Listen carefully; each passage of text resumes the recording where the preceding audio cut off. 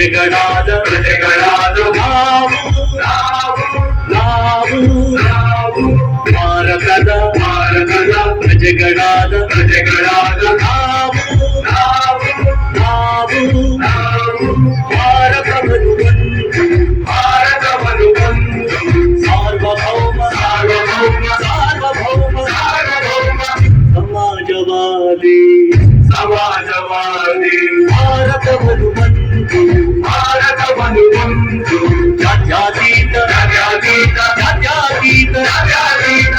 ಪ್ರಜಾಸತ್ತಾತ್ಮಕ ಗಣರಾಜ್ಯವನ್ನಾಗಿ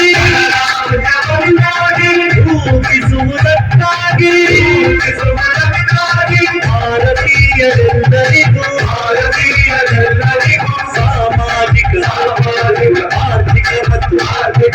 ರಾಜಕೀಯ ನ್ಯಾಯವನ್ನು ವಿಚಾರ ಅಭಿವ್ಯಕ್ತಿ ನಂಬಿಕೆ ಧರ್ಮ ಮತ್ತು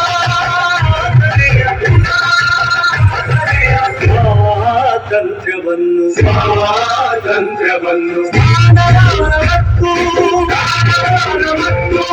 ಅವಕಾಶಗಳ ಸಮತೆ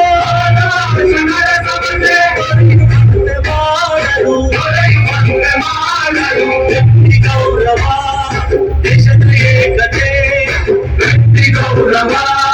ದೇಶದ ಏಕತೆ ಸಮಗ್ರತೆಗಾಗಿ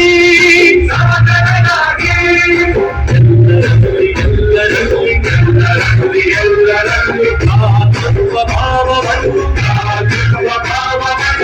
ಮೂಡಿಸುವುದಕ್ಕಾಗಿ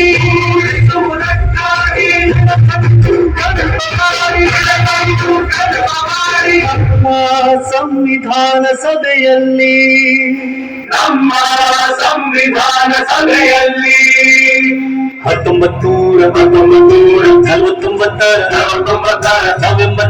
ನವೆಂಬರ್ ತಿಂಗಳ 26 ದಿನ ಈ ಸಂವಿಧಾನವನ್ನು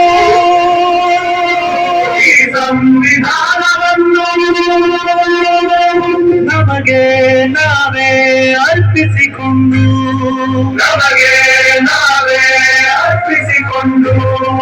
ಅಂಗೀಕರಿಸಿ ಶಾಸನವಾಗಿ ವಿಧಿಸಿಕೊಂಡಿದ್ದೇವೆ.